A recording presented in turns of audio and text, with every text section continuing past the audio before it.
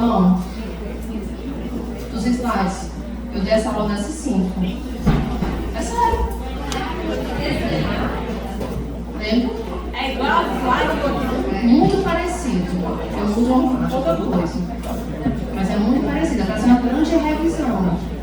Como é que vocês vão revisar uma coisa que nunca viram? Né? Então, teoricamente, todo mundo já viu.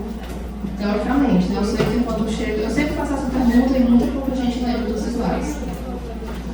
Mas vamos lá. A primeira aula vai ser dor pélvica, que é uma que eu acho mais importante porque é menos vista na prática do internato. Muitos de vocês vão ver pacientes com sangramento normal e vão ter muita noção do sangramento normal. Eu estava ali passando, aí perguntou de aulas, pau me corre, né? Então vocês já têm muita noção disso.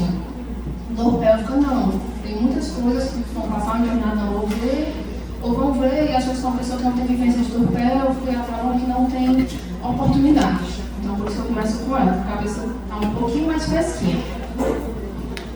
Classicamente dividida em aguda, menos 7 dias, crônicas, mais do que 6 meses, e tem a subaguda, que seria 7 dias a 6 meses. A dor pélvica, ela é uma patologia por si só, isolada, que está associada a consequências emocionais, comportamentais, sexuais e também cognitivas. Uma pessoa com dor pélvica crônica, ela tem mais perda de cognição do que uma pessoa sem dor pélvica crônica ao longo da vida.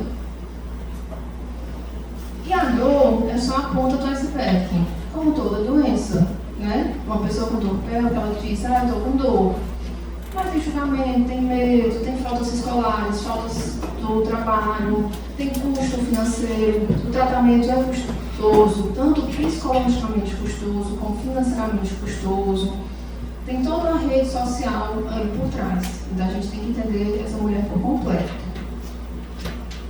E essa informação que tem que saber, né? Teoricamente, é matéria do S1, S2, S3, dor. Não só a dor pélvica, mas toda dor é dividida classicamente em somática, aquela que é de pele, músculos, que a pessoa consegue apontar onde é, consegue descrever. É uma dor enfisgada, é uma dor em aperto, então é uma dor bem descrita. E a visceral é aquela de estiramento, isquemia, de lesão de vísceras ocas, que geralmente é descrita como uma dor mais difusa, mais vaga, ou pode ser uma dor referida, certo? É aquela pessoa que tem dor abdominal, totalmente diferente da dor cutânea, que ela tem uma lesão aqui do herpes, que ela aponta bem aqui, ou uma dor abdominal, um cólico intestinal, certo? Completamente diferente. E o processo de dor é isso, é uma lesão tecidual, que é traduzida por um nervo, que vai lá na medula e no cérebro tem a percepção da dor. Essa percepção central não é igual para todas. Uma pessoa tem uma dor de uma litíase renal, de uma pedra de 0,8 centímetros, ela vai ter uma dor. Outra pessoa vai ter a mesma pedra de 0,8 centímetros e vai ter outra dor.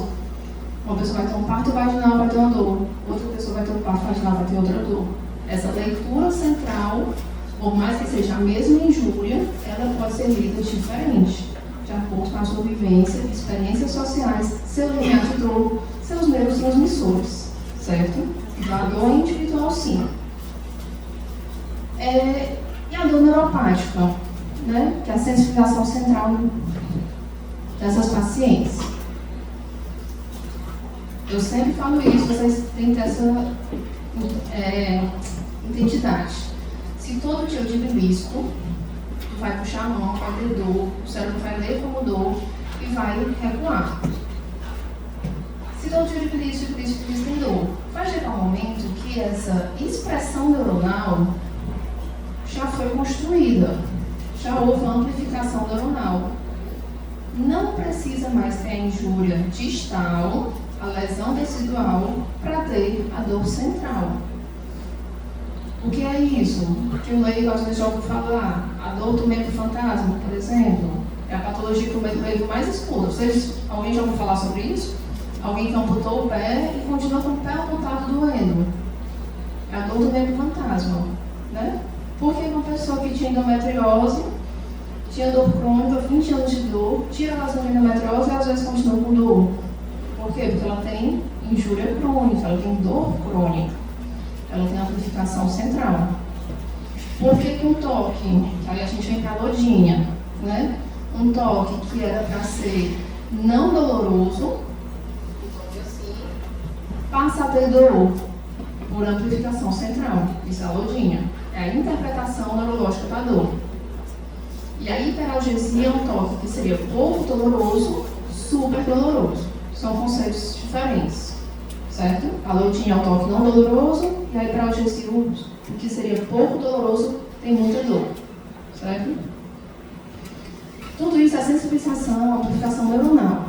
A característica da dor, em vez de ser uma dor mais, uma expressão melhor, vai ser uma dor que vai ser surda, uma dor cansada, uma dor doída, que elas não conseguem descrever bem esse padrão, certo? E como é que a gente vai diferenciar? Só daí, qual o padrão de dor? A novidade sistema físico são os complementares, certo? O básico bem feito, né? Vai ser todos os parâmetros dessa dor. Início, intensidade, localização, como é, quando foi que começou, o que é melhor, o que é pior. O básico bem destrinchado, você consegue identificar a maioria das patologias. E os exames complementares viram realmente só um complemento. Escala analógica visual de dor, em média, acima de 7, seria uma dor intensa. Localização, se a pessoa aponta a dor, ou se é uma dor difusa, pensando em visceral, ou uma dor cutânea, muscular. Se ela consegue delimitar, às vezes ela diz, dói, região íntima. Mas o que é a região íntima? Aí a paciente não consegue dizer, não, lá embaixo. Peraí, pois aponta. Escreve aqui. Aí ela desenha bem aqui. Ou ela pode desenhar bem aqui, no vestíbulo. Isso já são duas patologias diferentes, certo? Então, às vezes a paciente tem dificuldade de expressar aonde dói. Você pode pegar uma foto, uma maquete e mostrar para ela. Onde é que vem essa dor? Caso relacionada à relação sexual, menstruação, ato intestinal, o que é que desencadeia? Qual o passado dela? Já fez cirurgia? Não fez? Já teve outra crise dessa? Não teve? Partos? Sem partos? E a história familiar, né? Às vezes, você não vai pegar em uma ou duas consultas essa paciente tem uma história de abuso. Então, passando das consultas, você deixa um questionário para ela responder. Ela não tem coragem de responder e afirmar olhando no seu olho, mas às vezes no questionário ela marca assim, entendeu? Então, você pode ter uma outra forma de abordagem. Exame físico, desde a posição antálgica, que alguns pacientes desenvolvem, hérnias, se tem posturas inadequadas, se a inspeção você já vê alguma alteração, ela disse que tem uma dor recorrente, uma dor recorrente, quando vocês também têm uma lesão herpética. Uma história de anamnese bem feita, você deve fazer esse diagnóstico. Não é para pedir um exame de ressonância sem nunca ter examinado, né? Palpação abdominal e pontos cativos de dor. Então, é o que deveria ser básico, muito básico, bem feito. É saber diferenciar a característica da dor. Então, o paciente que queixa de dor, destrinchar as 10 perguntas. Isso para a vida, né? Então, entrando no internato, onde quer que seja, é dor de dente, cabeça, pélvica, dor no pé, destrinchar a dor. E a anamnese benefício. Direcionar de acordo com os sistemas. Se é uma queixa nefrológica, vem associada a outras questões nefrológicas, corrimento, alteração de menstruação, tem alteração na relação sexual, atraso menstrual. Não. Mas é importante. Toda mulher com dor em idade reprodutiva, com beta, ela pode estar grávida até se prova o contrário, né? Então, lembrar disso. Ou uma questão urológica, né? Se essa paciente tem ardência urinar, se essa paciente tem hematura, vai direcionando de acordo com os órgãos também e os sintomas associados. Se parece ser intestinal, tem alteração de hábito intestinal, tem diarreia, constipação, tem excesso de gases, tem sangramento, disquesia, vai direcionando também qual órgão acometido. Tem esse asterisco aqui, porque toda dor intensa, ela pode levar dor com náuseas e vômitos. Então, ela tem intensidade de dor, mesmo que não seja intestinal. Quando tem um pico de dor muito intensa, pode nausear. Aí por isso que eu deixei esse asterisco. E todas as patologias, a febre é um divisor de águas, com febre ou sem febre, né? Então, sempre que você está investigando qualquer coisa, teve febre, pode ser um divisor de águas, certo? Então, tentar destrinchar sintomas associados, para pensar qual é o órgão cometido. E dentro da ginecologia, eu vou dividir entre dor pélvica aguda e crônica, certo? Dor pélvica aguda, as principais relacionadas à torção anexial, cisto anexial roto, gravidez ectópica e DIP. Essas 4 patologias têm que estar destrinchadas para vocês, tentar diferenciar cada uma, certo? E as outras patologias, que são os diagnósticos diferenciais, que tem que saber em mente para quando tiver o paciente na sua frente, lembrar de todas as patologias. A dor de início súbito, ela vai ser associada a quê? A isquemia vascular, então a torção, ela vai ser rápida, súbita. A derramamento de líquido, ou sangue, ou urina, ou fezes na cavidade. Então, sempre que tiver um estiramento de um órgão, uma torção de um órgão com lesão vascular, é uma dor súbita, que o pico de dor é muito intensa. Uma lesão que tenha derramamento de sangue, líquido, urina na cavidade, também vai ter irritação peritoneal, então vai ter também uma dor súbita. Se tem infecção aguda, também é um paciente que vai ter um quadro agudo, certo?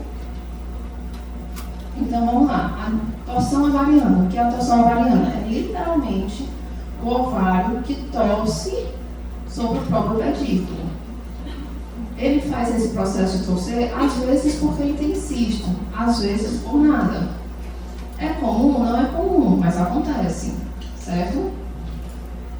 Inicialmente uma dor súbita, que pode não ter história de cisto, enquanto está garroteado, imagina que o órgão está garroteado, ele vai fazer o quê? Vai fazer edema, vai ficar grande. Na imagem você vai ver, pode ver o enovelamento, mas pode ser também visto só um anexo grande com sinais de edema. Pensar em torção anexial. Lembrar que o beta tem que estar negativo, tem nada de gravidez nisso aí. Então a paciente com dor aguda, com a imagem com a região anexial edemaciada, certo? E o cisto? O cisto muitas vezes é a ovulação, liberou o folículo, ovulou, onde era a casinha do óvulo, se torna um cisto.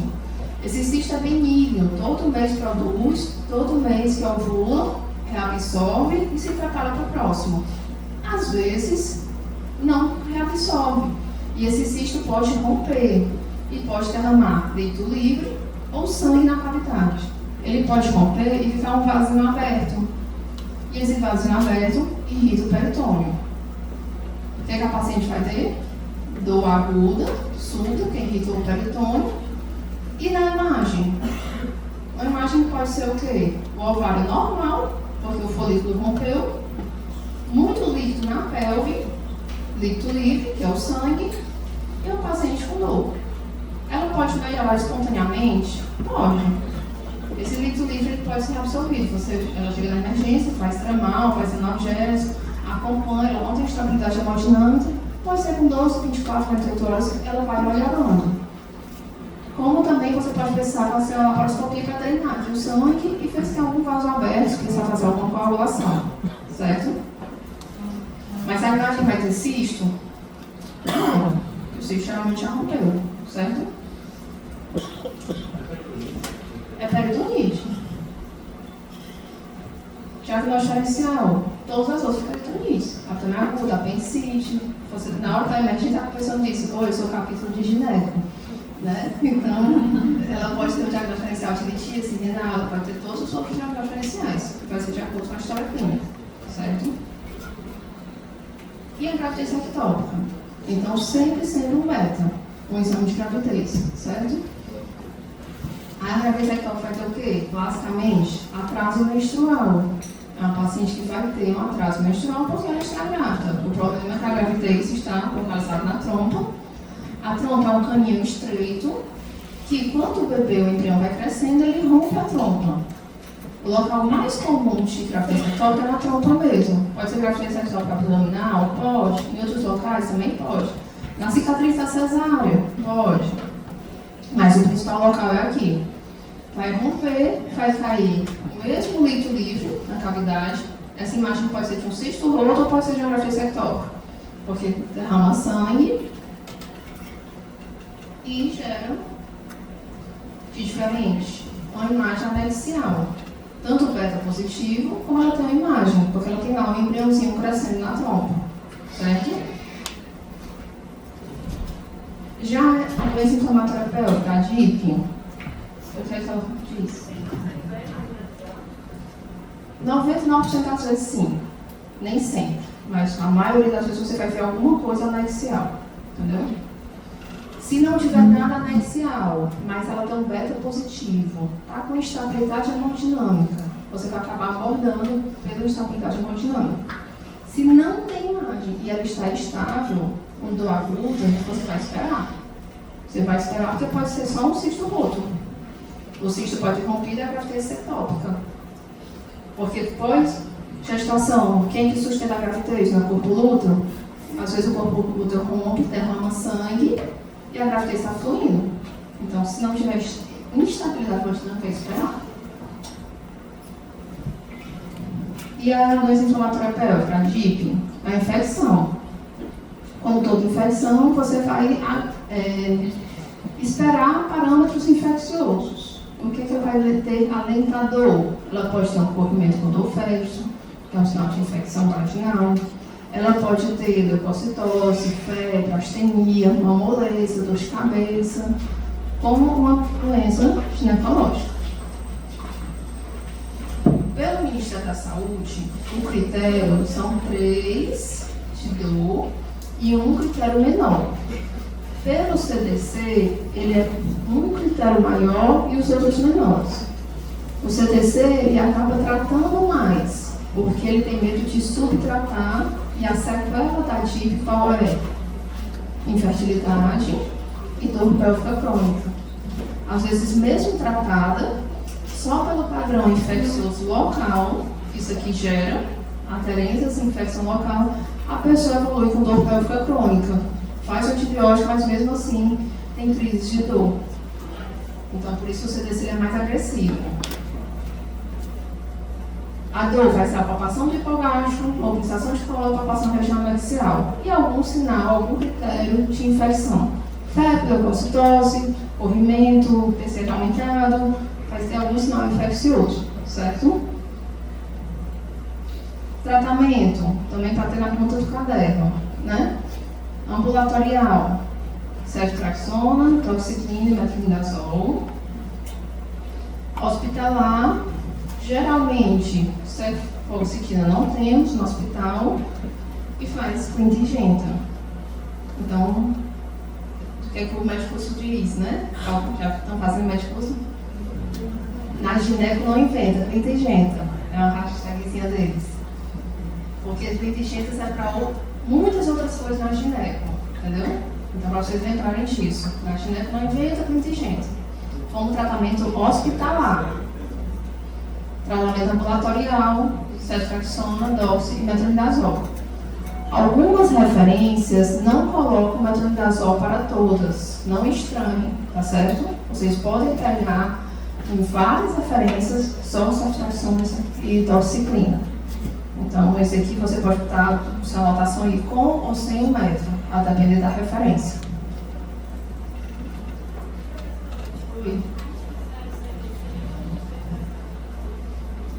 Na prova, na vida, vai ser um quadro florido na prova, entendeu? Sempre vai ser um quadro florido. Tá? Na vida, o CDC, se me perguntar, qual foi o CDC?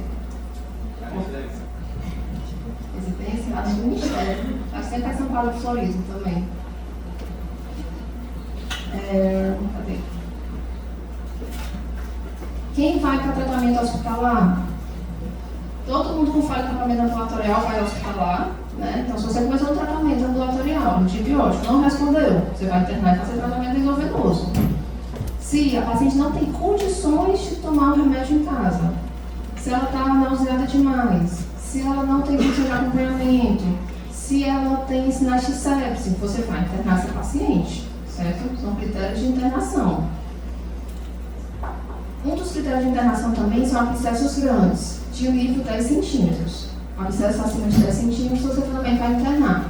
Mas se na vida real você acha que é um abscesso de 6, você interna. Você acha que você tem medo de romper e tal, você pode internar. E às vezes a paciente com abscesso de 10 está plena, porque ela já respondeu bem ao antibiótico, você acompanha no laboratorial. Mas de livro, acima de 10, você vai estar internando ela.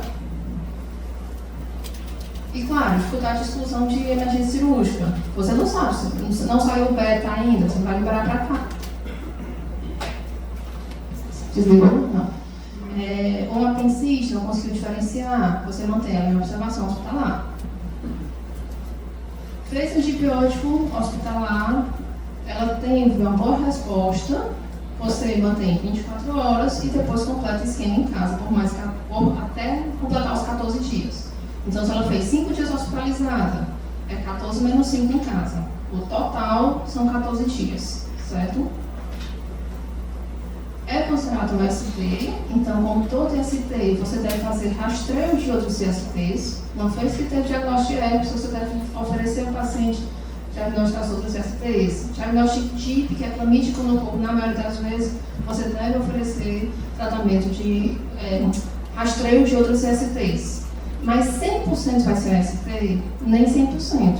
Existem descrições na literatura de que tem associação à própria Gardnerella, que não é considerado um ST. Mas você tem que fazer o rastreio como sendo, certo? Sempre rastrear como sendo ST. O tratamento parceiro é o mesmo? Não. Tratamento parceiro, como é que vai ser? Acitromicina, 1 grama e ceftriaxona dose única. Último parceiro ou parceira, ou se mais 60 dias, né? Se mais 60 dias o último, ou nos últimos 60 dias, certo? Você tem que fazer esse rastreio. Mesmo que seja uma questão jurídica, né? Mesmo que você só tenha paciente na sua frente, você pode, como uma doença de saúde pública, como uma patologia de saúde pública, você pode fazer tratamento da parceria, entendeu? Então você pode mandar receita. Você vai na mesma receita não da mulher, aí você bota tratamento do parceiro. Certo? Então pronto, para fixar essas 4 patologias, tem que estar bem fixa. Torção cisto axial, dor aguda, com aumento do volume ovariano, bem bisurado. Cisto ovariano roto, histórico de cisto, depois que ela tem uma dor aguda e não vê mais o cisto, porque ele rompeu. Gravidez ectópica, atraso menstrual, dor aguda, você vai ter um beta positivo e imagem anexial. E a DIP vai ter dor aguda, pode ter sangramento, mas tem febre, corrimento, moleza, astenia, tem outros achados infecciosos. Até aí tudo bem? Agora dor pélvica crônica. Vamos lá. Que é aquela mulher que sofre a vida toda com dor. Lembra das falas de endometriose, esses 5? Que é isso mesmo, quando casar passa, aí ela casa não passa, e fica por isso. Essa mulher sofre anos e anos com dor. Mas, na verdade, a doença, que é 10 a 20% da população brasileira, que não tem diagnóstico, geralmente, tão precoce, por falha de você pensar no assunto ou falha de um biomarcador, falta de conhecimento do assunto. Quais são os principais sintomas? 80% das mulheres com endometriose vão ter a queixa de cólica menstrual. 50% vão ter dor pélvica crônica fora da menstruação e vão ter também a dor na relação sexual, principalmente a profunda, que é aquela que parece que bate lá dentro, bate alguma coisa, principalmente algumas posições que o pênis aprofunda mais, parece que encosta e dói. Disquesia menstrual, que é a dor para evacuar no período menstrual, ou ela se escreve com dor para evacuar, dor anal, tenesmo, sensação de esvaziamento incompleto, disúria menstrual, que é o ardor na urina durante o período menstrual, ou elas descrevem, parece que a bexiga está todo tempo cheia, parece que instante precisa ir no banheiro, parece que a bexiga é pequena no período menstrual. E a dificuldade em engravidar em torno de 40% das mulheres. Essas queixas podem se misturar, né? A paciente pode ter só dificuldade, pode ter só dismenorreia, vai depender de cada caso. O exame físico pode ser normal, principalmente as lesões iniciais, essas pacientes elas geralmente têm exame físico normal, ou se aquelas pacientes que já têm múltipla aderência, já têm lesões maiores, o exame físico pode trazer muitas informações. Útero que é um pouco móvel, porque já tem várias aderências aqui, massa anexial, que é um endometrioma, nódulos e espessamentos, e a dor, a hiperalgesia de fundo de saco, que não era para ser um toque tão doloroso, para ela é um toque extremamente doloroso. Todas as condições associadas à dor pélvica, nem tudo que dói é endometriose. Então tem várias funções que também têm associação com dor. Como é que a gente vai diferenciar isso? Anamnese, exame físico e exames complementares. Uma anamnese bem feita, você consegue diferenciar. O toque é o nosso grande mágico aliado. Toda paciente com dor pélvica crônica, toda paciente com dor pélvica, ela tem que fazer um exame de toque, que ele vai diferenciar muito. Um exame de toque que tem dor na mobilização de colo, você vai pensar mais em TIP. Um exame de toque que a dor é aqui na musculatura distal, você vai pensar que a dor seja de origem muscular, é a síndrome facial pélvica. Se você toca e vê os nódulos no fundo de saco, a endometriose, então vai abrir muito nossa cabeça. O que é vulvodínia e vaginismo? Alguém já ouviu falar desses termos? Vaginismo. A vulvodínia é a lodinha da vulva. É a dor onde não deveria ter dor. É um toque que não deveria ser doloroso, passa a ser. Então, às vezes, para o exame físico, você pega um cotonete, encosta em alguns pontos da vulva, e são pontos que são dolorosos, como cotonete. Isso é a vulvodínia. O vaginismo é a contratura dessa musculatura de uma forma involuntária. Lembra, faça um trismo. Ela tem uma contratura involuntária dos músculos da vagina de uma forma que a penetração vaginal se torna extremamente dolorosa ou até impossível. Tem paciente que tem tanta contratura muscular que não consegue ter penetração nenhuma. Tem paciente que tem penetração com muita dor, certo? Aí eu sempre trago uma sensibilização para vocês. Já era esse slide aqui, nessa 5 de vocês? Não, né? Eu não lembro qual foi o ano isso aqui, mas está recente. 2023, ó. Abril de 2023. Essa cantora aqui que ficou famosinha com essa música.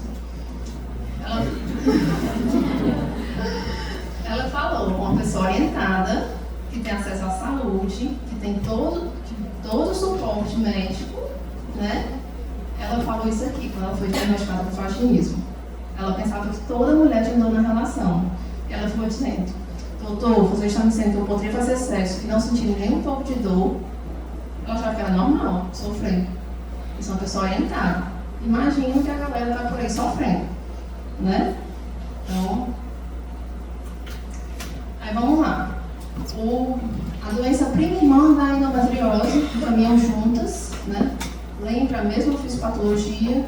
Enquanto a endometriose está a camada interna do útero, que está fora do útero, a adenomiose é a camada interna do útero, que é o endométrio, que está infiltrando a camada muscular, o miométrio, certo?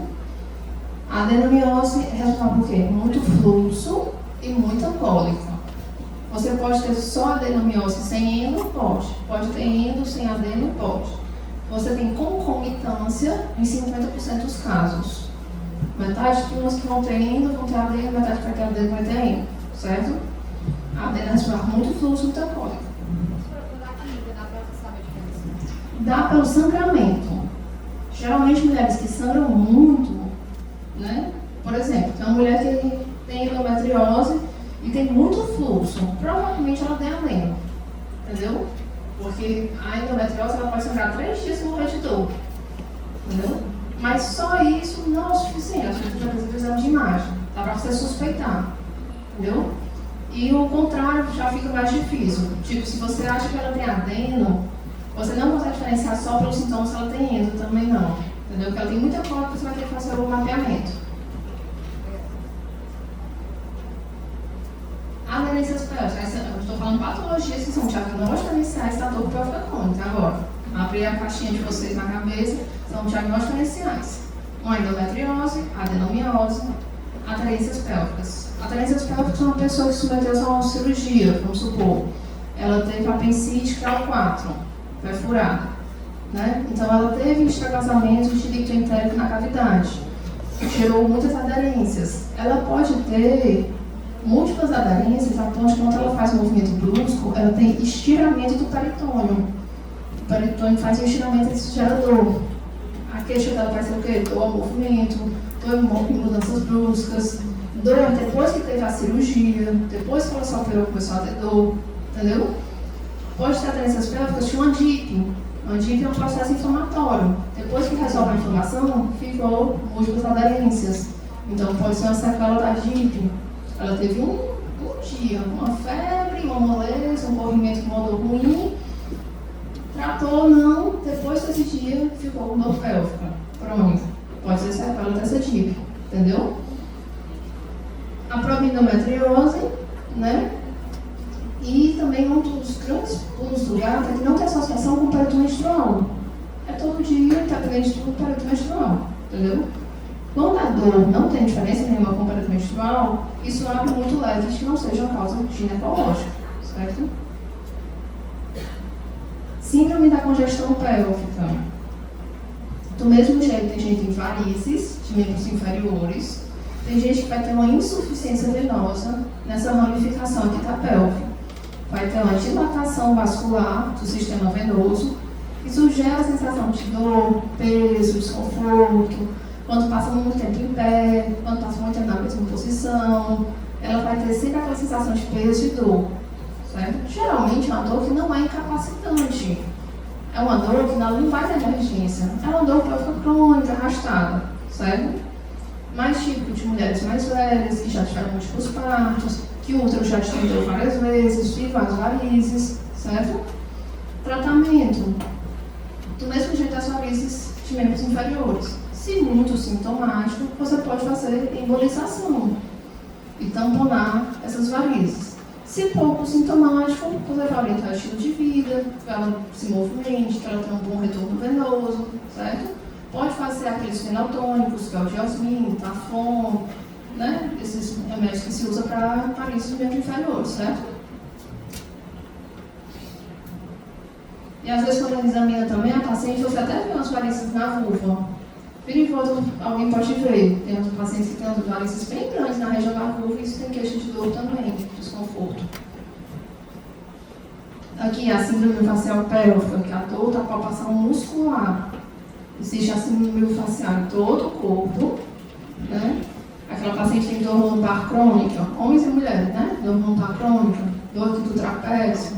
É a musculatura que está contraída, que está dolorosa. Do mesmo jeito que tem essa musculatura contraída e dolorosa, ela pode ter uma musculatura contraída e dolorosa na pelve. A pelve ela não é solta. Bexiga, útero e intestino. Ela tem uma arquitetura, uma rede muscular. E essa musculatura pode ser dolorida, com vários pontos gatilhos. Qual o tratamento disso aqui? Qual o tratamento aqui do trapézio? Fisioterapia pélvica. Você pode fazer um relaxante muscular, vai resolver? Não.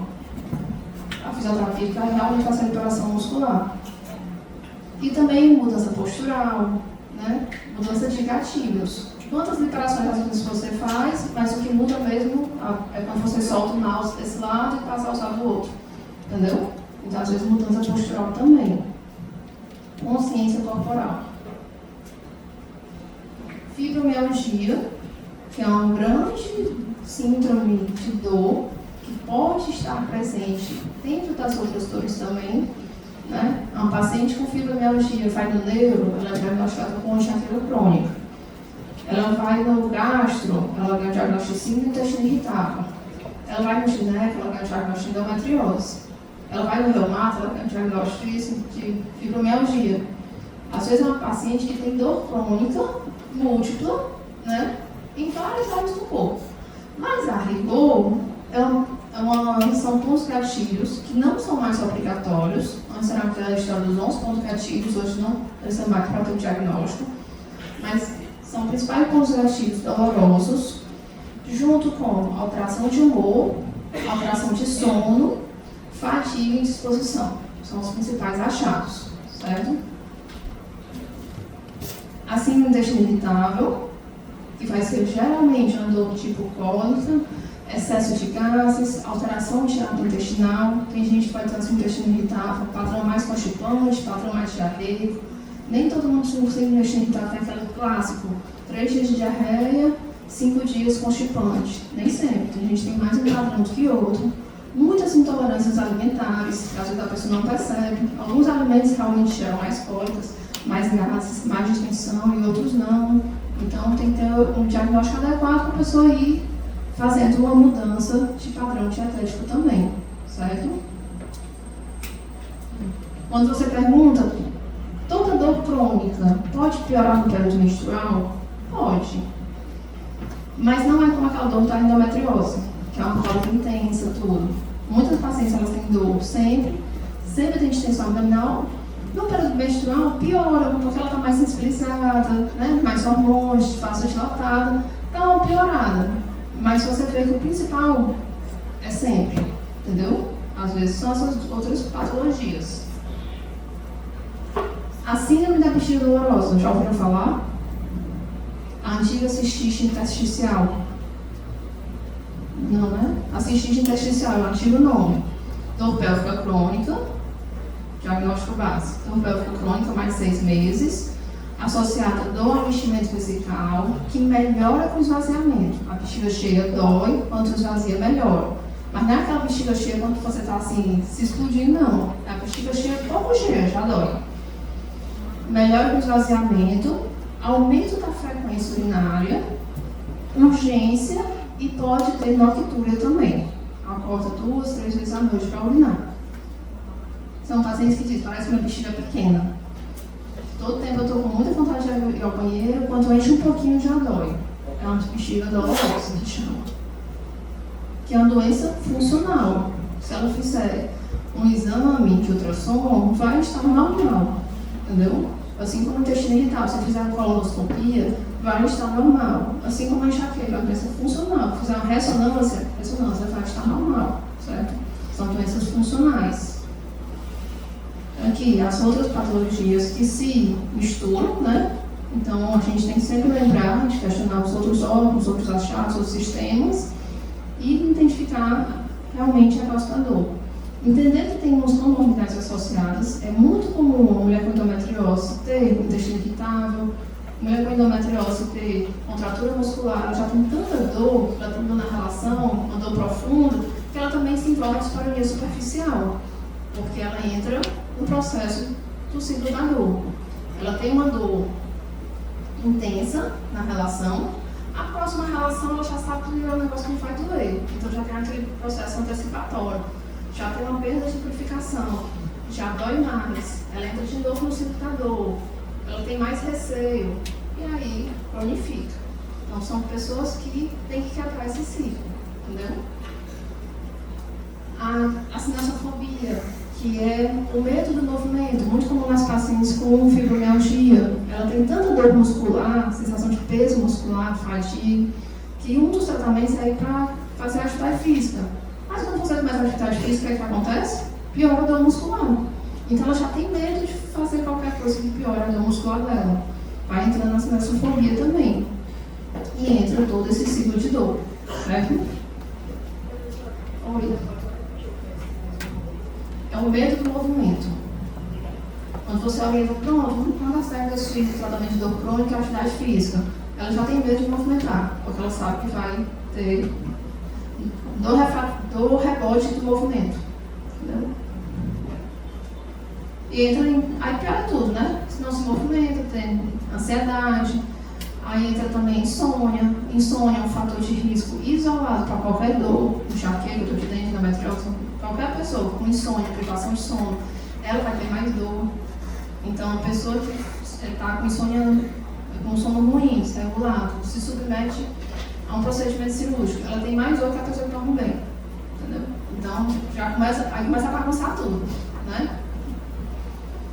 Entender que quanto mais dor, mais restrições, menos sociabilidade, não vou para o aniversário, estou com dor, não vai sair, está com dor, deixa de fazer alguma coisa, passa a ser taxado como fulano, só vive com dor, entendeu? Então, gera toda uma repercussão nisso, baixa autoestima, diminuir qualidade de vida, tudo aquilo.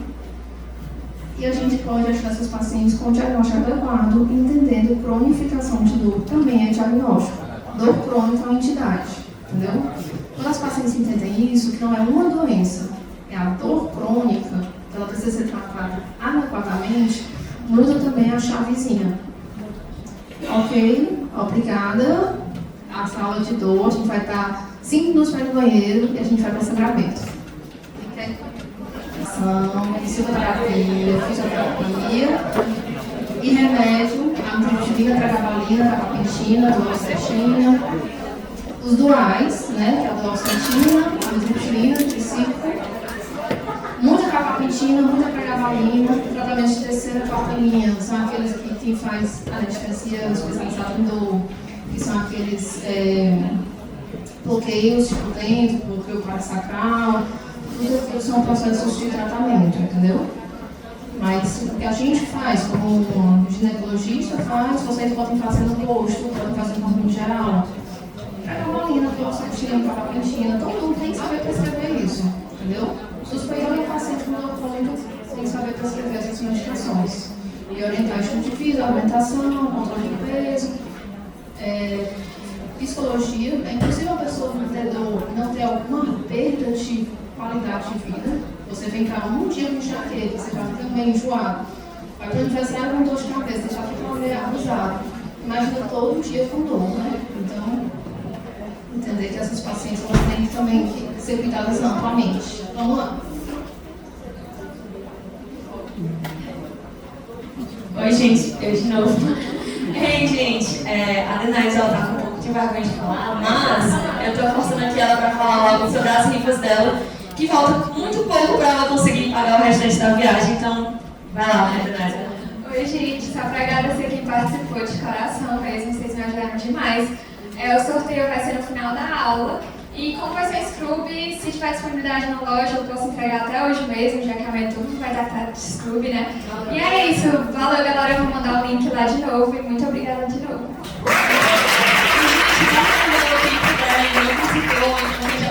E que queira participar de novo, por favor, ajudem ela comprando a rifa dela, é só R$10, então, por favor, façam isso por ela e para ela realizar o sonho dela e vai dar certo.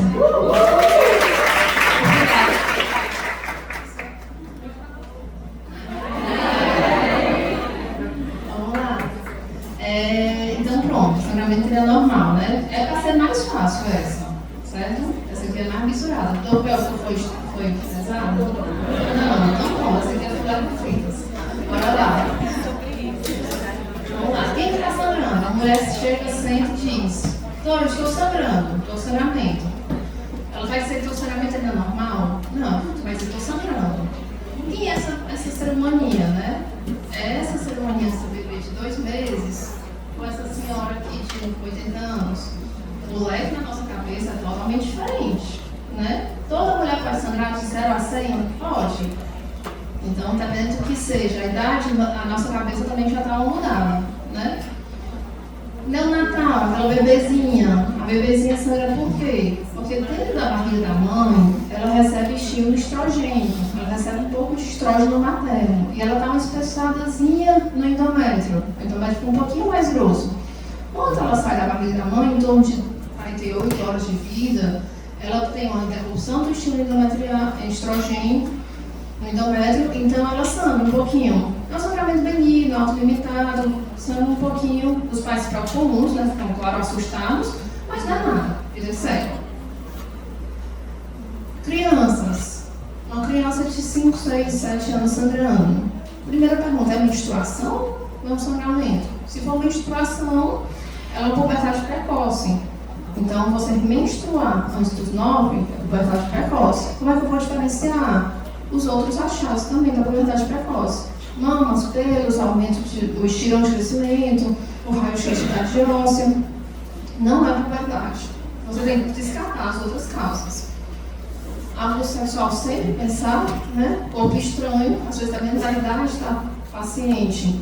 Tem uma idade assim, uns 2, 3 aninhos, que por uma coisa da infância mesmo, pega instrumentos, brinquedinhos, quebra um brinquedinho, bota no ouvido, bota no nariz, pode colocar dentro da vagina, entendeu? Às vezes é pela infância mesmo, sem ser associada a abuso, nada disso, é uma curiosidade da fase. Irritação pode ter corrimento e um prolapso retal. Então, examinar e ver se tem alguma dessas outras causas. Na vida adulta, né, que realmente é o palmicone, que são essas causas aqui.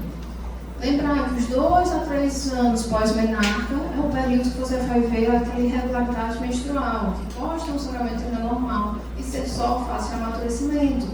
Como é que a gente explica isso? O corpo humano tem um amadurecimento natural das coisas. Do mesmo jeito que a gente não aprende a falar do nada, né? A gente não aprende a andar do nada, você não aprende a menstruar do nada. Então existe uma fase de amadurecimento. Você não pode olhar para uma criança de 6 meses e essa criança tem algo errado, ela não está andando. Não é a fase de andar, entendeu? A mesma coisa, ela menstruou há 6 meses. Tem algo de errado, não está menstruando cíclico. Não é a fase de menstruar cíclico. O corpo ainda está amadurecendo, se organizando, para depois ciclar, certo? É a curva natural da coisa. E o pós-menopausa, principal causa, está por ordem de acometimento, o que é mais comum para o menos comum. Atrofia, que é o ressecamento, está tão ressecado que sangra, pólipos, mesmo os benignos, e câncer de endométrio. O principal sintoma do câncer de endométrio é o sangramento. Então, enquanto uma mulher pós-menopausa sangra, a gente fica morrendo de medo do câncer. É o que é mais raro, mas é o que mais se investiga. Então, antes de dizer que é só ressecamento, você tem que investigar e ver se não tem uma neoplasia de endométrio aí por trás, certo? Então, por isso que a gente morre de medo de sangramento pós-menopausa, porque pode ser um sinal de câncer, apesar de não ser o mais comum.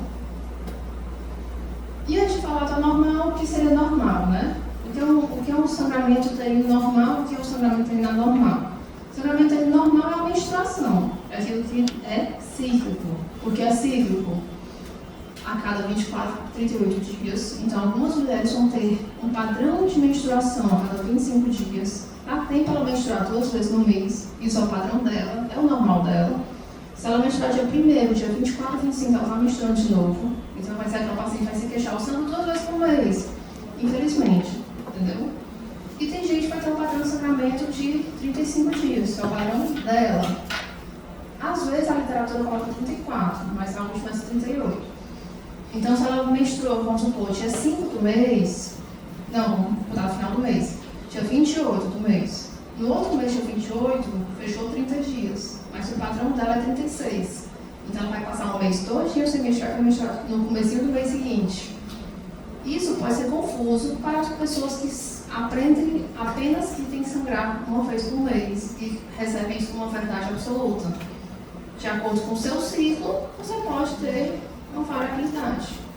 E dentro da mesma mulher, essa variabilidade pode mudar até 9 dias. Então, um mês foi 28 dias de intervalo, outro mês foi 33, outro mês foi 30, normal. Entendeu? É considerado adequado. E a duração? Temos felizatas que sangram 2 dias e tem gente não tão felizata assim que vai sangrar 8 dias. E vai ser normal. Mas, principalmente, desde que tenha qualidade de vida. Então, o principal parâmetro é esse. Tem gente que vai sangrar 8 dias e vai ter redução de qualidade de vida, vai ter anemia, tem gente que vai sangrar 8 dias de boas. Certo? É um dos principais parâmetros. E também mudanças de padrão. Por exemplo, a pessoa que antes sangrava 3 dias, hoje ela sangra 6 com maior fluxo, para ela, está alterado. Para ela, houve mudança de padrão. Nos últimos 9 meses está sangrando diferente. Você deve investigar, certo? Então, mais uma vez, todas as repercussões sociais, emocionais, perdas trabalhistas e laborais, perdas de relacionamentos, que o sangramento normal pode trazer, certo? Tem mulher que termina relacionamento por conta do filho sangrando, não consegue manter emprego e muitas outras questões. Quando ela chega na emergência ou no consultório, no posto de saúde, que ela sente e diz: estou com sangramento vaginal, estou sangrando. Primeira pergunta: está instável? Eu tenho que abortar o choque, é um choque propolêmico, ela está sangrando a ponto de estar chocada? Ou não, ela tem estabilidade clínica? Porque se for choque, eu vou abrir o APLS, né? Soro, 2 acessos, mostrar a transfusão, interromper o sangramento, que não adianta nada transfundir se você interrompe, e vou abortar o paciente como um paciente instável. Se for para interromper o sangramento, qual é a origem? É uma gravidez? É uma gravidez ectópica? É um abortamento de primeiro trimestre? É um aborto infectado? Qual é o diagnóstico? Ou não, o sangramento uterino, quando eu for ver, é um TPP, assim, dá 36 semanas. Entendeu? Então, é primeiro diagnosticar a causa. Não é obstétrico, é um sangramento ginecológico, o paciente não está gestante. Lembram dessa conversa aqui, da história do fundo de saco de Douglas, que teve o caso da pessoa que faleceu depois de uma relação sexual consentida, passou vários dias, reportagens, o que é isso, né? Então, é uma causa de sangramento normal. Pode chegar essa paciente na emergência, se ela está sangrando muito, ela não sabe se o sangramento é vaginal ou uterino. Você tem que examinar. Você passa o espéculo, pode ver uma laceração de fúrculo, isso aqui pode ter um vaso sangrante, ou você passa o espéculo e bem aqui, no ápice da vagina, está sangrando. Isso aqui é pele, como toda pele, depende do estiramento, dependendo se teve algum trauma, pode sangrar, certo? Então você examina. O sangramento não vem do canal vaginal, vem lá de dentro do pólipo que se exterioriza no colo uterino, ou é um colo que está com tecido irregular, um tecido que claramente tem um câncer de colo uterino, ou um mioma parido. Tudo isso você vai ver no exame físico inicial, passando o espéculo. Sabe o que é mioma parido? O mioma ele tem várias localizações, né? Às vezes ele tem um mioma que é uma basezinha bem reticulada e ele vai literalmente ser parido. A paciente tem muita cólica, porque o mioma está passando aqui um fluxo, um sangramento intenso, do sangramento, sangra muito e ele se exterioriza, o mioma. Então quando você passa o espectro, você vê uma imagem aqui o colo e aqui o mioma. Ele é diferente do pólipo, porque o pólipo ele é mais avermelhado, um tecido mais de mucosa. O mioma é aquele tecido mais partacento, mais regularzinho, um tecido mais fibroso. Tratamento na emergência, você vai tirar o mioma, né? Vai ligar o pedículo, tirar o mioma. Pode ser resolutivo se não tiver um. Se tiver múltiplos miomas, talvez ela vá para o tratamento de miometomia, algum outro necessário. Mas não, passei o espéculo e realmente o sangramento é lá de dentro do útero. Não é do colo, não é da vagina, é um sangramento lá de dentro e ela não dá grávida, que eu já chequei que ela não dá grávida, eu mandei fazer um teste. Aí entra o palmicóide. Então, o palmicóide é um sangramento uterino anormal de mulheres na idade reprodutiva. Não entra aquelas pacientes adolescentes, a criança não entra a menopausa, entendeu? O palmicóide é para aquela mulher. Fita reprodutiva menáquine, sangramento uterino, certo? Onde o palme são as causas estruturais e o cone as causas não estruturais. A equipe ISU também, mas você vai investigar as causas estruturais. A estrutura do útero está alterada. Tem alguma coisa que faz dentro do útero ele sangrar. O mioma, pólipo, adenomiose. Exame de imagem. Geralmente, a clínica são sangramentos cíclicos. Mioma geralmente sangra mais cíclico, pólipo sangra mais cíclico, adenomiose sangra cíclico. Exceto o câncer, que sangramento de câncer é aleatório. Sangramento de câncer é anárquico, é dele mesmo. Quando ele necrosa, ele sangra, ele faz filtração, sangra de novo. No ocorrem é pela história clínica. O útero pode provavelmente estar normal e pela história clínica você vai diferenciar, certo? São causas não estruturais. O pólipo, qual é o pólipo? É um crescimento benigno de um tecido endometrial que vai ter um núcleo vascular formando uma projeção para a cavidade. Fator de risco, idade, tamoxifeno, quanto mais exposição a estrogênio, daquelas pacientes que menstruam cedo, menopausa tardia, passam longo tempo sem menstruar, recebem muito estrogênio ou progesterona, elas podem ter mais risco de pólipos. Sangramento aumentado ou intermenstrual, diagnóstico, ultrassom, estereoscopia e tratamento da estereoscopia. O exame de imagem, né? O colo uterino, no exame físico vai estar normal, no exame de imagem você pode ver um espessamento dentro do útero, que vai ser o pólipo. O miométrio normal. Aí aqui é a estereoscopia, que é a endoscopia do útero, entra com a câmerazinha, visualiza lá dentro. Isso. Isso. Ultrassom. Você sempre começa com ultrassom. Lá na frente você antecipou, vai ter as indicações da estereoscopia.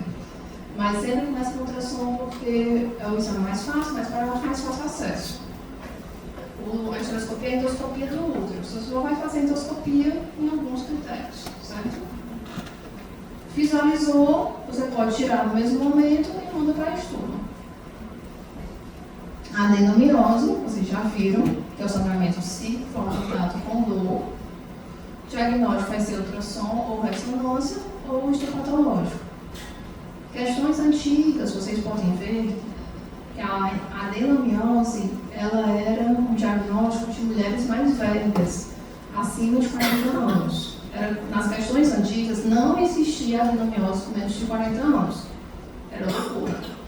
Por quê? Porque antes, quando a gente não tinha os critérios, que são hoje critérios MUSA, que são critérios ultrassonográficos bem estabelecidos, a adenomiose era diagnosticada quando tirava o útero. Que fazia tratamento clínico, fazia hormônio, anticoncepcional, não melhorava, ia para a esterectomia. Aí quando fazia a esterectomia, que tinha o diagnóstico da adenomiose. Então, quem que tira o útero? Mulheres mais velhas, né? Mulheres jovens, você vai tentar sustentar o máximo possível para não fazer uma esterectomia precoce. Então, por isso que antigamente tinha essa percepção. Hoje, quando a gente tem a melhoria da qualidade dos exames de imagem, você vê menina de 20 anos já tem adeno, entendeu? Então, o quadro clínico vai ser isso. A observação vai ser menorréia. O mioma, geralmente, ele não dói tanto quanto a adenomiose dói. O mioma, geralmente, ele é mais indolor, certo? Os critérios MUSA, para vocês conhecerem, não precisa decorar, mas precisa ter noção. Para quando ler um exame de imagem, você precisa saber esses critérios, certo? Está lá escrito no exame de imagem. São José Maria Regular, globoso, não sei o que, vai estar descrito lá. E nem sempre ele te escreve ponto embaixo, adenomiose. Certo? Mioma, crescimento benigno, monoclonal de células musculares, sangramento aumentado e lembrar do efeito de massa. Miomas grandes pode ter o efeito de massa. Às vezes ela tem uma queixa de pressão, de peso, suprapúbico, porque miomas muito grandes pode tirar isso. Diagnóstico ultrassom, que vai ter essa imagem intrauterina e geralmente uma cólica não tão significativa. Classificação. Além da classificação FIGO, vocês já viram a classificação FIGO? Já, né? Além da classificação submucoso, intramural e subseroso, também tem a classificação do FIGO, que é mais detalhada. Você me diz que um FIGO 0, ou você me diz que um FIGO 2, para mim faz toda a diferença. Os dois seriam chamados simplesmente submucosos, entendeu? E aqui, para vocês entenderam, aqui é um intramural, ou tecido como é mais partacento, mais fibroso. Isso aqui é um FIGO 0, isso aqui seria um FIGO 1 ou 2. Entendeu? Faz toda a diferença. Medicação é para controle do sangramento. O anticoncepcional, o DIU, o Planon, o que seja, não faz diminuir o mioma. Ele vai ter um controle clínico do sintoma, certo? ou tratamento cirúrgico. Se a pessoa tem desejo de ter filhos ainda, você vai fazer um tratamento conservador. Quanto mais para dentro do útero, mais você vai conseguir visualizar por estereoscopia, que é endoscopia. Então você pode fazer uma via estereoscópica, ou se quanto mais para fora do útero, você não vai ter acesso pela estereoscopia. Estão entendendo essa imagem? Você não tem acesso. Aqui, ó, se o meu vai bem aqui fora, você entra aqui, a cavidade é normal. Você faria via aberta ou laparoscópica, certo? Se tem vários tratamentos clínicos e não tiver mais desejo reprodutivo, você pode optar por um tratamento resolutivo, que é a esterectomia, certo? Outro mito, só o mioma submucoso sangra? O mioma intramural não é responsável por sangramento? Depende. Miomas pequenos e brancais geralmente não sangram. Mas quanto mais ele vai aumentando de tamanho, ele vai fazendo estase sanguínea, ele vai dilatando essas veias. Então ele vai diminuindo a capacidade de contração do miométrio para controle hemostático e os fatores de coagulação aqui. Então ele também pode sangrar, certo? Malignidade. Dentro do Palmicone, a malignidade é o câncer de endométrio, mas nesse momento a gente pensa no câncer de colo uterino, que é o mais prevalente. Então, para não deixar passar, entendeu? Você vê o câncer de endométrio como o chave do Palmicone, mas nem para o câncer de colo. O câncer de endométrio, ele vem antes da hiperplasia endometrial, associado a tudo que tem excesso de estrogênio, sangramento geralmente não cíclico, que é o sangramento aleatório do câncer, e aquele sangramento que não responde ao hormônio, porque o câncer não responde ao hormônio, ele tem vida própria, entendeu? Tratamento, o diagnóstico vai ser curetagem ou estereoscopia, ou histopatológico. Quem é a paciente? Qual o perfil dela?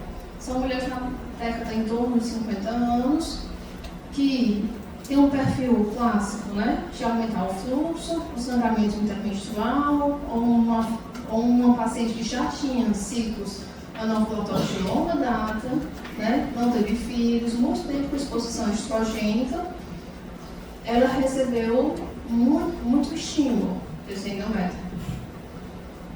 Sendo fator de risco da obesidade, diabetes. E lembrar do colo uterino a importância da prevenção. Então, toda paciente que está investigando o sangramento uterino normal, ela tem que ter uma prevenção em dias, certo? A paciente está investigando o sangramento uterino normal. Ela veio hoje para a consulta sangrando. Se você não tem uma prevenção recente, você vai examinar sangrando ou não sangrando.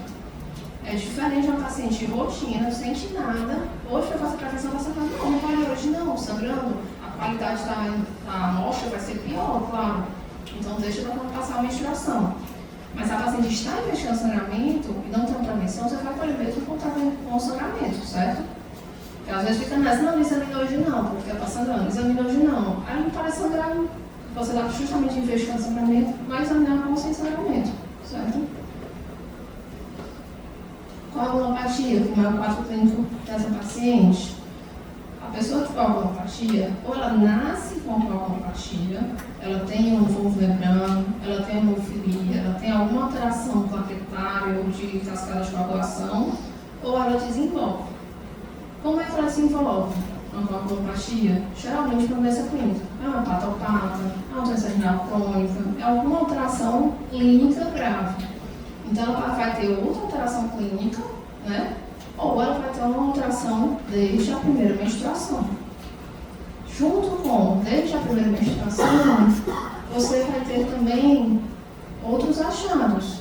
Se ela tem uma coagulopatia, ela vai ter uma epistácio, vai ter uma hemorragia, vai ter equimoses não explicadas, às vezes tem história familiar, mamãe com hemorragia pós-parto, uma tia com hemorragia pós-parto, certo?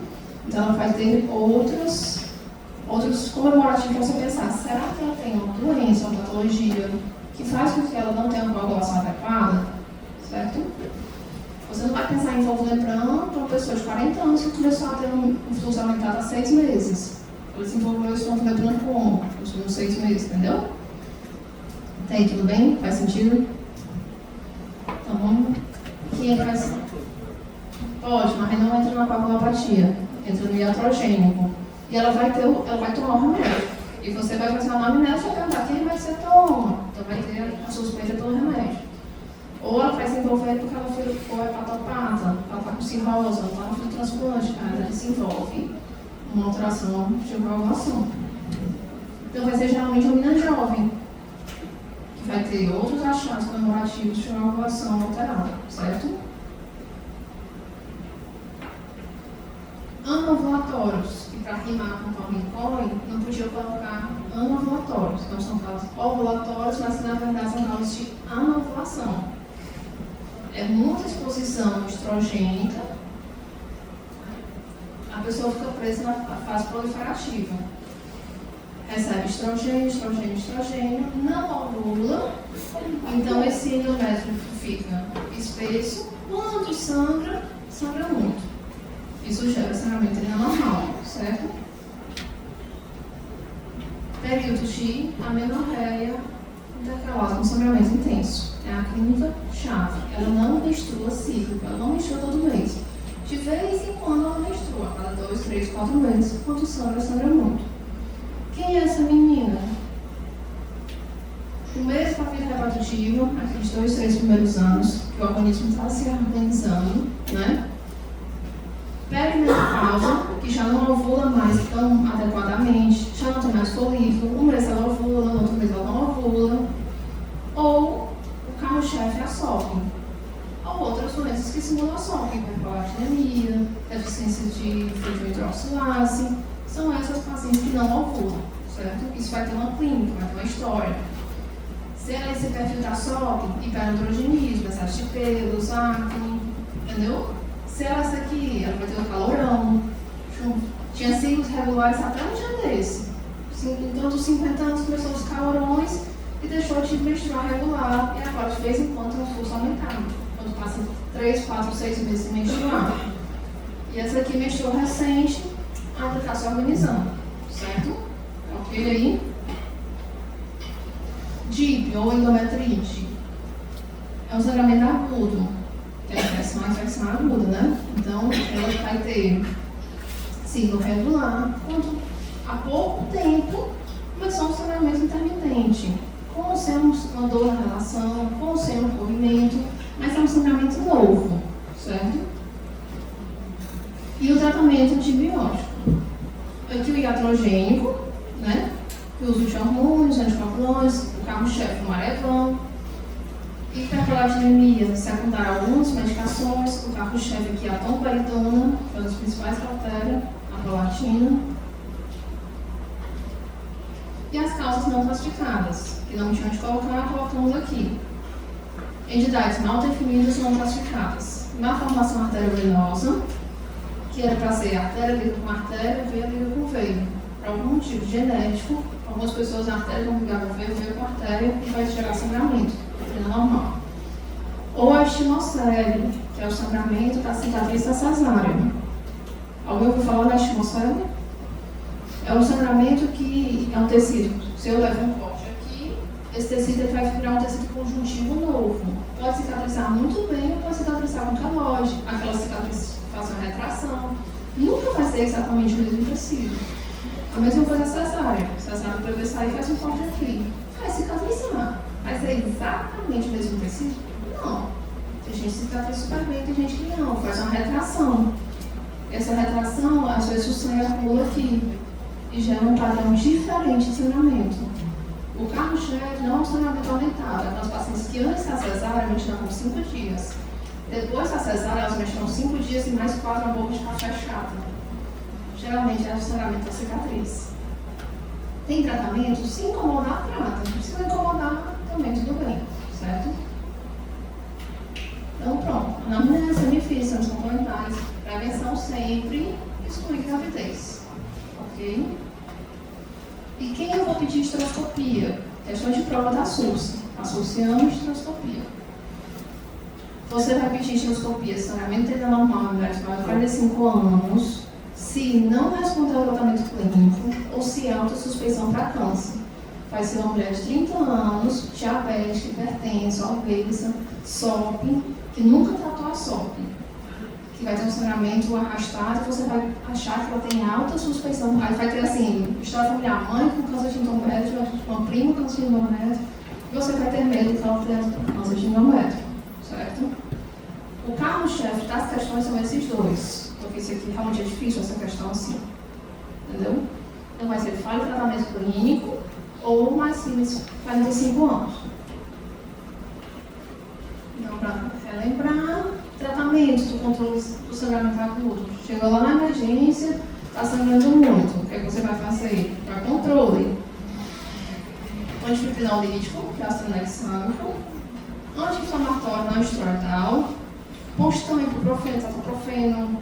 O postão é o ácido efenâmico, que a ginecologia adora o postão. É um dos que é mais estudado para sangramento normal. E o anticoncepcional. Tem o anticoncepcional que são alguns esquemas. Você começa um comprimido de 6 em 6 horas, faz 2 dias. Aí depois um comprimido de 8 em 8 horas, vai estar desmando, um de 12 em 12. Resolver o sangramento para poder continuar, certo? Isso para tirar a pessoa da crise. Se ela está com muito sangramento, fez o remédio, fez transamin, que é o astronexâmico, fez o anti-inflamatório, não resolveu, o que você vai fazer? Passa uma sonda de fole, tenta tamponar, um tamponamento mecânico. Pode ser feita uma curetagem, pode ser feita uma ablação endometrial, uma esterectomia. E no último caso, isso pensando no sangramento adulto, a pessoa tem que estar realmente entre a vida e a morte para você fazer uma esterectomia no sangramento agudo, entendeu? E o tratamento do sangramento crônico? Ela está estável, mas ela está cronicamente sangrando. Como é que você vai fazer? Tratamento hormonal, aquilo que ela tenha indicação ou preferência. Então, se ela não tem contraindicação a nenhum método, ela pode escolher o que ela gostar mais, o que ela se identificar melhor. O análogo de NRH, que é o Zoladex. Já ouviram falar? O que é o análogo? Ele vai literalmente tamponar o receptor de NRH. O que é o GNRH lembra, para ter menstruado, tem uma pulsatilidade cíclica, não é só a concentração, não é só 10 mg de GNRH, é o 10 mg, vai voltando, uma pulsatilidade correta, que o corpo vai ler essa frequência. Então, você pega o análogo e tampona o receptor, você vai parar o eixo, literalmente. Então, não vai ter FSH, o braço não vai ter não vai ter estradiol. Você vai bloquear o eixo central. Quando você bloqueia o eixo, você faz uma menopausa nessa paciente, inclusive com sintomas de menopausa. Ela pode ter fogaste, pode ter ressecamento vaginal, ela pode ter uso crônico, ter osteoporose. Então, para quem você vai fazer isso? Para meninas de 30 anos, você vai fazer um Zoladex. Por quê? Só se for por situações bem específicas.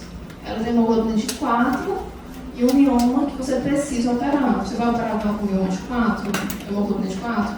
Não, você pode fazer o Zoladex 6 meses, fazer ferro endovenoso. Quando ela recuperou o HP, você opera. Ou um mioma grande, ele diminui o volume para você fazer uma miometomia estereoscópica, para diminuir a via, né? Ficar uma via menos invasiva. Isso é possível com a medicação, certo? É esse o objetivo. Ou pacientes têm condições cirúrgicas. Teve um trombose há 3 meses, não tem condições de operar, mas está sangrando muito. São esses os objetivos, certo? O tratamento vai ser de acordo com a causa, não tem que ter causa para ter tratamento. E a esterectomia, no último caso, anal vaginal com laparoscópica. Ok? Então, galera, bom treinamento.